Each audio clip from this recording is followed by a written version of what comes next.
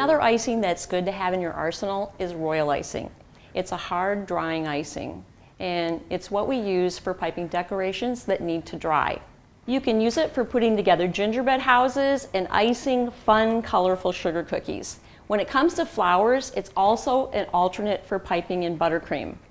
The difference is that royal icing flowers set, so you can let them dry and you can actually make them in advance. Also, they have a longer shelf life, so you can pipe the royal icing flowers, let them dry, and keep them for up to 6 whole months.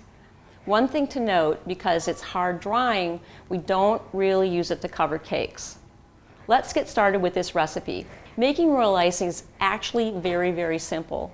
One of the most important things to keep in mind, though, is that your tools and surfaces are grease-free.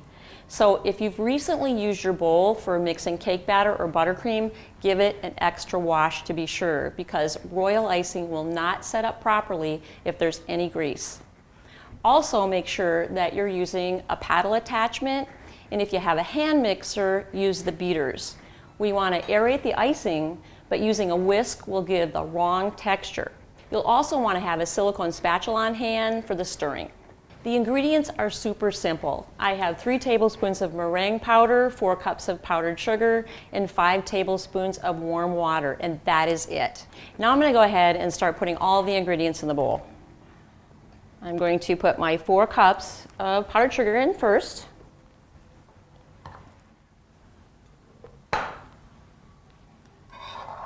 Make sure my cup is full here. I think that's pretty good. And then my meringue powder is already pre-measured, and again, this is 3 tablespoons. And then I'll be measuring 5 tablespoons of warm water.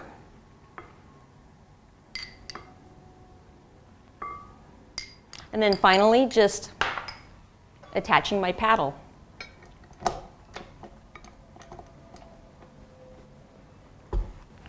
Now I'm going to go ahead and beat this on low speed for 7 to 10 minutes, but I'm going to start it really slow because you're going to see here that the powdered sugar will kind of puff up, so you want to kind of go slowly with it at first.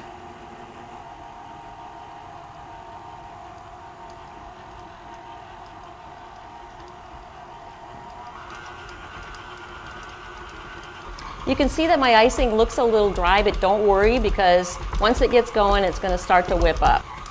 Again, all we have to do is beat the ingredients together until the icing starts to form peaks. If your icing is looking really dry and not coming together like this, you can add a teaspoon of water at a time, just enough to get rid of the dry lumps of the powdered sugar. It's been about 6 minutes, and look how fluffy this is. If your icing is still looking a little flat, you can switch to medium speed, and I'm going to let this go for 1 more minute. It's been about 8 minutes, and I think my royal icing is pretty much done. Normally this takes about 7 to 10 minutes on low speed with a heavy-duty mixer, and about 10 to 12 minutes on high speed if you're using a hand mixer. That's a really long time to have your hand mixer running on high. And this icing gets really thick, as you've seen. So if you start seeing your hand mixer struggling, you may want to pause and let it rest a little bit, but not for too long, because this icing will deflate. You know that your royal icing is done when the icing looks very matte, and I'm going to take out the paddle and check right now. When you check the consistency with your whip, you're going to get stiff peaks. See how this peak doesn't even bend? It's staying put. And that's it. This is about 3 cups of stiff consistency icing. This is going to work really well for decorations like roses and making upright petals. But if you're going to use it for borders and drop flowers, you're going to need to thin this down a bit. I'll have more information on that in the royal icing consistency video. You've noticed that I covered my bowl with a damp cloth. It's really important because royal icing will crust over very quickly, and you want to make sure it's always covered. You need a damp cloth because that will create a humid environment in the bowl so that the royal icing surface stays wet. I want to talk quickly about an ingredient that I mentioned that might not be familiar to you, which is meringue powder. Traditionally, royal icing is made with raw egg whites. Meringue powder is shelf stable, meaning you won't have any food safety issues of using raw egg whites. Meringue powder, however, is not the same as dried egg whites, which is also called egg white powder. You will not get the same results if you use it. Meringue powder is typically hard to find in grocery stores. You'll have better luck with stores that have a dedicated baking and cake decorating aisle, like craft stores, and sometimes the big box stores might carry it too. This royal icing recipe is a great base for your favorite flavorings. I recommend this especially if you're using this as a cookie icing. On its own, this is really just straight up sugar. If you choose to add flavor, make sure you check it first that it doesn't have oil listed in the ingredients, because that's going to break down your royal icing. You can add flavorings to taste, but be mindful not to add so much liquid that it affects the consistency of your icing. If you like a lot of flavor, you may want to substitute some of the water in the icing recipe with your flavoring. You may also want to think about using the Treatology flavors, because it's designed especially for decorating.